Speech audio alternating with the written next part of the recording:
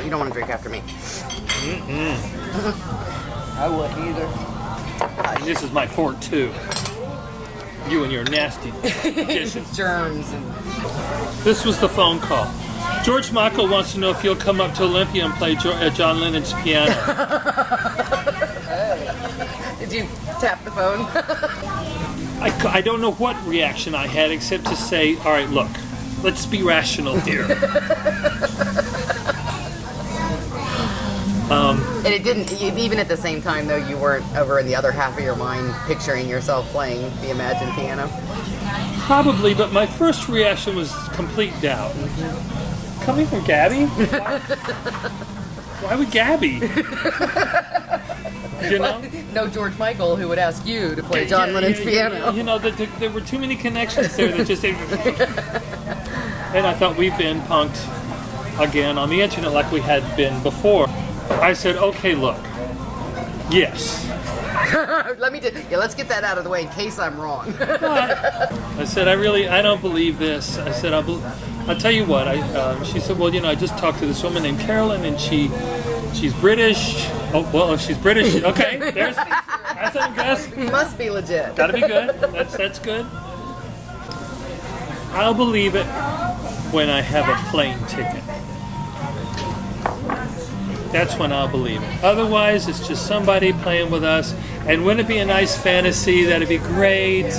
John Lennon, Imagine. Why not? Yeah.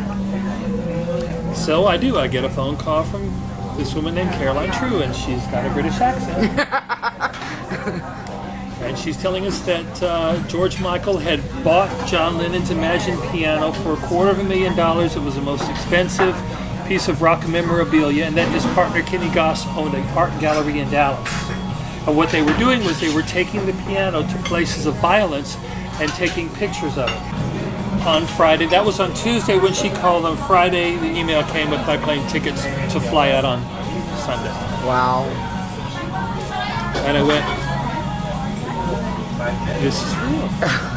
And she sent me to a website where they had all the photos and that they had done so far. They went to Dealey Plaza in Dallas, Ford Theater in Memphis, Columbine. They went to Oklahoma City. This Kenny Goss read about Gabby's story on the internet and said, I have to bring the piano there. And the reason Gabby's story is on the internet was because I ran into Gabby 11 years ago, or 12 years ago when I started my blog. It went up on my blog first. But what Gabby had told them was that I had written a song about Bill. She said, you can bring the piano up here if you let my friend Steve come up because he wrote a song about Bill.